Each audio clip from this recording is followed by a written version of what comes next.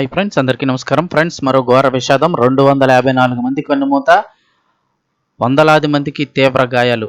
అసలు ఏం జరిగింది, ఏంటి వివరాలు తెలుసుకుందాం. వీడియో పూర్తిగా చూడండి, అలాగే తప్పకుండా లైక్ చేయండి. మరిన్ని అప్డేట్స్ కోసం ఛానల్ని సబ్స్క్రైబ్ చేసుకోండి. వివరాల్లోకి వెళ్ళిపోదాం. ఇరాన్, అమెరికా మధ్య 2 వారాల పాటు కాల్పుల విరమణ ఒప్పందం జరిగింది. దీనికి ఇజ్రాయెల్ కూడా మద్దతు తెలిపింది. దీంతో 40 రోజుల యుద్ధానికి ఇక తెరపడిందని అంతా భావించారు. 2 వారాల పాటు పశ్చిమాసియా ప్రశాంతంగా ఉంటుందని భావించారు. కానీ బుధవారం నాడు అందుకు భిన్నంగా వాతావరణం నెలకొంది. ఈ ఒప్పందం లెబనాన్కు అయితే వర్తించదు అని ఇజ్రాయెల్ తేల్చి చెప్పింది. అంతేకాకుండా ఒక్కసారిగా వైమానిక దాడులతో లెబనాన్పై ఇజ్రాయెల్ విరుచుకుపడింది. పెద్ద పెద్ద భారీ భవంతులన్నీ కూలిపోయాయి. ఇప్పటి వరకు 254 మంది చనిపోగా వందలాది మంది గాయపడ్డారు. అసలు ఏం జరిగింది చూస్తే, ఫిబ్రవరి 28న ఇరాన్పై ఇజ్రాయెల్, అమెరికా సంయుక్తంగా దాడి చేశాయి. ఈ ఘటనలో ఇరాన్ సుప్రీం లీడర్ ఖమేనీ హతమయ్యారు. ఆయనతో పాటు కీలక నేతలంతా మృత్యువాత పడ్డారు. అయితే ఇరాన్కు మద్దతుగా ఇజ్రాయెల్పై లెబనాన్ వైమానిక దాడులు చేసింది.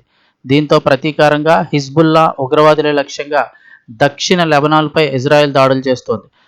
తాజాగా ఇరాన్తో జరిగిన ఒప్పందం మాత్రం ఓన్లీ ఇరాన్కి మాత్రమే, ఇరాన్కి సహాయం చేసిన లెబనాన్కి ఏమాత్రం వర్తించదని ఇజ్రాయెల్ పేర్కొంది. ఈ నేపథ్యంలో ఇజ్రాయెల్ భారీ స్థాయిలో దాడులు చేసింది. అయితే లెబనాన్పై, తమకు సహాయంగా వచ్చిన లెబనాన్పై ఇజ్రాయెల్ దాడులు చేయడాన్ని ఇరాన్ జీర్ణించుకోలేకపోయింది. ఒప్పందం ఉల్లంఘించారంటూ ధ్వజమెత్తింది. అయితే ఈ ఒప్పందం లెబనాన్కు వర్తించదని అమెరికా ఉపాధ్యక్షుడు జేడీ వాన్స్ కూడా తేల్చి చెప్పారు. ఒప్పందంలో లెబనాన్ కూడా ఉందని టెహ్రానే పొరపడిందని, వాస్తవానికి దానికి అమెరికా అంగీకరించలేదని తేల్చి చెప్పారు.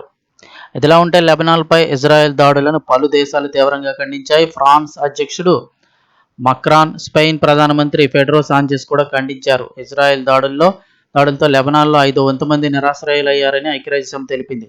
ఇజ్రాయెల్ తడిపిన దాడుల అనంతరం గురువారాన్ని జాతీయ సంతాప దినంగా లెబనాన్ ప్రకటించింది. దేశవ్యాప్తంగా 254 మందికి పైగా, ఇంకా ఎక్కువ మందే ఉంటారు, ప్రస్తుతానికి ఉన్న లెక్కల ప్రకారం 254 మంది మరణించారని చెప్తున్నారు. 1000 మందికి పైగా గాయపడినట్లు తెలిపింది. ఇజ్రాయెల్ హత్య యంత్రాంగాన్ని అడ్డుకునేందుకు దౌత్య ప్రయత్నాలు చేస్తున్నట్లు లెబనాన్ ప్రధానమంత్రి నవాఫ్ సలాం కార్యాలయం అయితే తెలిపింది.